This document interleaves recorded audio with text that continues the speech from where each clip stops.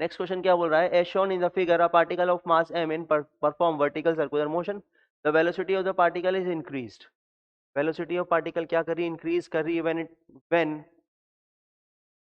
Then at which point will the string breaks, किस point पर जो है स्प्रिंग ब्रेक हो सकती है। हम जानते हैं कि डी पॉइंट पर जो होगा, डी पॉइंट पर हम अगर डी पॉइंट पर चले तो यहाँ पर टेंशन सबसे कम होता है, लोवेस्ट टेंशन होता है।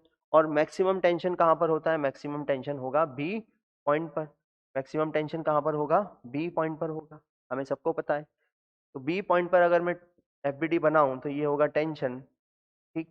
ये एफबीडी में बी पॉइंट पर बना देता हूँ, ये है पॉइंट बी, ये होगा टेंशन, नीचे लग रहा होगा एम जी, और एक्सेलरेशन होगा इस तरफ। तो क्या मैं लिख सकता हूँ T minus M G is equal to, मान लेते हैं कि यहाँ पर इसकी वेलोसिटी कितनी है वी, ये हो जाएगा M V square divided by R. अगर सर्कल का रेडियस कितना ले, आर ले, तो M V square divided by R. तो टेंशन कितनी हो जाएगी, M V square divided by R माई प्लस एम जी।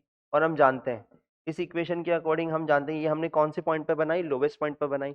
हाईएस्ट पॉइंट पर तो सिचुएशन अलग हो जाएगी। अगर मैं डी पॉइंट के बारे में बात करूं तो डी पॉइंट पर तो टेंशन लग रहा होगा इस तरफ, तो डी पॉइंट पर भी इसको बना लेते हैं।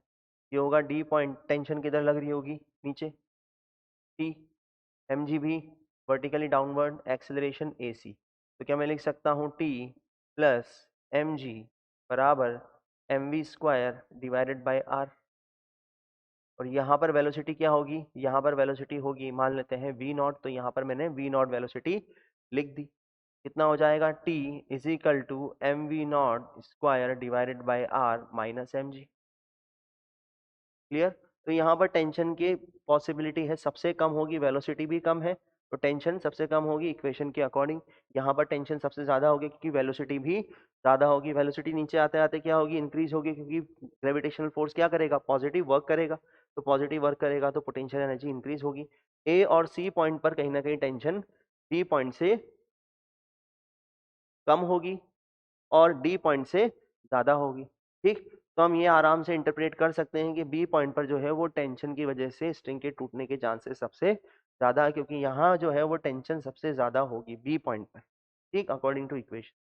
चलिए, तो आंसर क्या होगा, बी।